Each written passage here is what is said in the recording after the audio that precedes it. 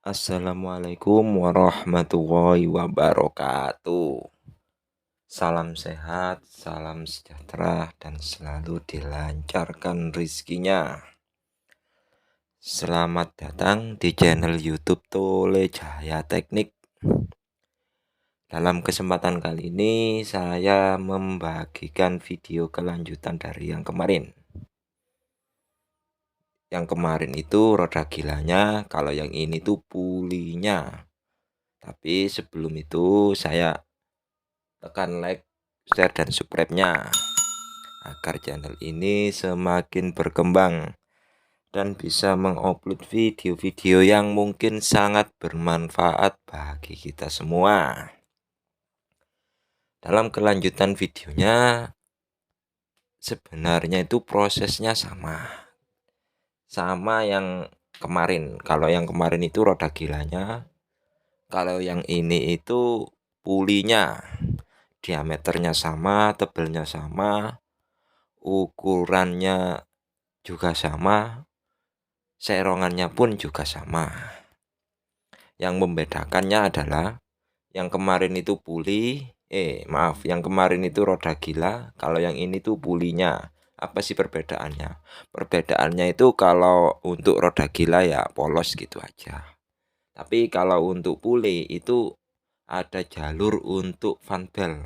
Untuk penggeraknya nanti itu menggunakan dinamo. Nah, setelah dinamo ditarik fan belt. Nah, fan belt itu kan harus ada jalurnya atau rumah fan beltnya. Nah, itu yang membedakan dari roda gila. Tapi beratnya hampir sama. Cuman terpotong sama jalur fan beltnya. Jadi ya agak berkurang. Berkurangnya juga nggak banyak. Karena apa ya, fan beltnya menggunakan fan belt C dengan spek detailnya itu untuk ukuran fan belt C dengan tebal 16 kurang lebih itu 17 mili, untuk lebarnya itu 21 mili.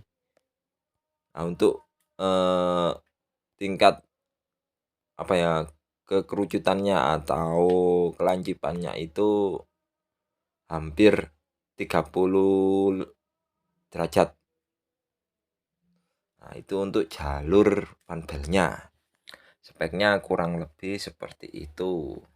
Nah, karena bedanya itu dari fan belt ABC itu beda-beda.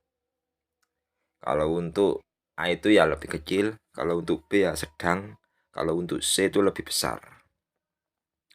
Nah, kalau untuk C itu rata-rata dipergunakan untuk alat-alat yang lebih berat, yang mempunyai beban berat. Seperti salah satu contohnya ya ini, untuk mesin giling ini. Ini itu sebenarnya kelanjutan dari as yang kemarin. Ini kelanjutan untuk pembubutan serong. Sama sepertinya yang kemarin itu masih dari spek yang bawahan itu lubangnya masih lurus, belum serong. Nah, karena memang kalau kita tetapkan untuk tidak membuat serong, nanti susah untuk pemasangan dan untuk pembongkarannya nanti itu bakalan susah karena tidak ada serongannya. Nah, untuk spainya itu, lubang spainya itu sama juga, sama kita tetapkan sama bawahannya. Kalau untuk lubang spainya itu 20 mili, untuk kedalamannya 8 mili.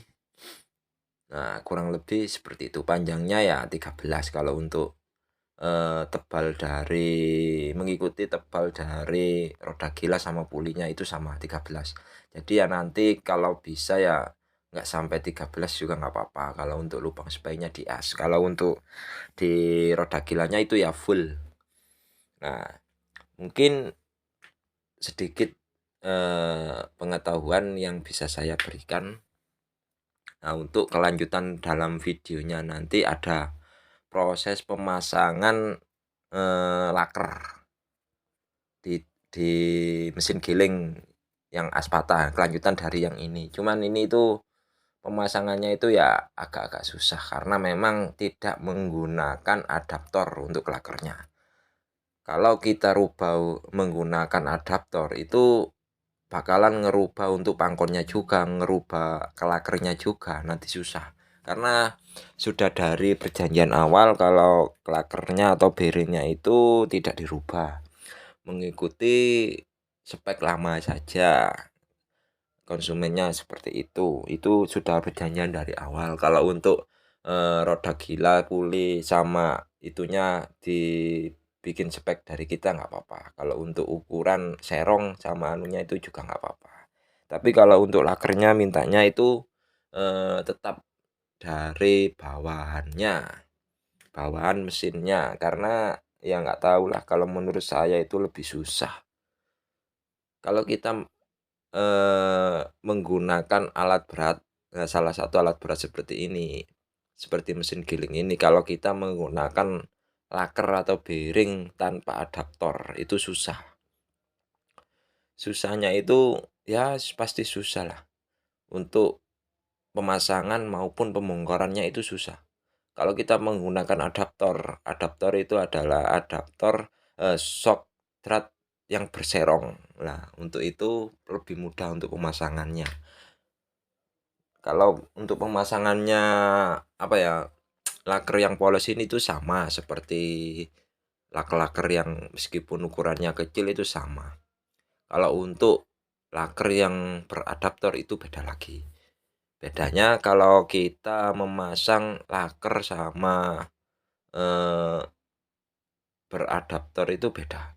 Ya yes, nantilah saya jelaskan di dalam video yang nanti pas posisi pemasangannya lah, nanti saya jelaskan di situ. Kalau saya jelaskan di sini kurang lebih ya nggak penak lah, karena belum saatnya ke situ.